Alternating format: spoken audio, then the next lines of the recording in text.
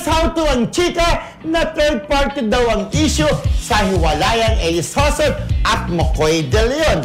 Marami kasing bulong-bulungan ang naglipana matapos ay confirm ng aktres ang kanilang hiwalayan. Matatandaan kasing nakailang beses na rin silang naghiwalay at nagkakaayos din. Say ng netizens, baka raw this time ay di na kinaya ng dalawa ang issue at ang umano'y pagkakaroon ng third party ng isa sa kanilang dalawa. Okay. Talbog. Ito sinasabi na parang si McCoy. Diba, Siyempre yung ano, diba, yung mahabang post ni Elis Hoson, sinasabi niya na it was a mutual decision for both of them at maghiwalay sila na buo ang kanilang respeto sa isa't isa. Pero di ba tayo, nag-uumpisa pa man din po ang relasyon ng Maclis, alam na namin na from the very start talagang may problem because hindi talaga boto yung si Doktora na mother ni Elis. Si Doktora po, yung dentista. Basta doktora. Doktora yan, yung nagbibigay ng gamot sa amin dati kasi Huwag mo na sabihin ko na binibigay ko talaga. Eh, di mo pagka-doktora, may mga gamot na libo. Huwag mo na, basta mag-ano tayo si doon sa doktora po ay against din dati pa kay McCoy De Leon. Kaya po nung nagkabalikan dati si McCoy at si Elis, may pang bansa si doktora para medyo nagtampo sa anak niya. Diba?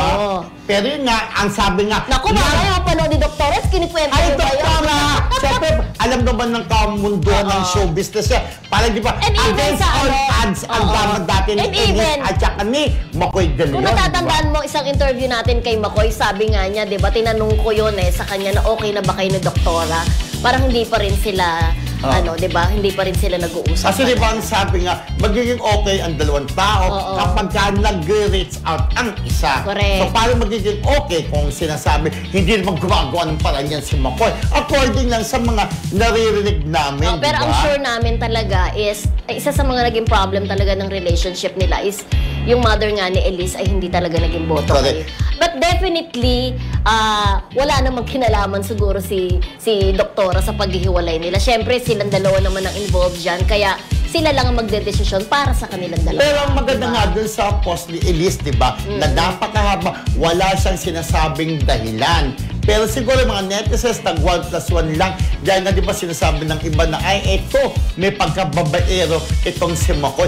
Kasi naman gwapo, diba? Kung nilalapit. Pero diba sinasabi na pag nilalapit na siya, tukso na yan mo. Diba sinasabi na mapatol siya sa mga nagpapapansin kay McCoy.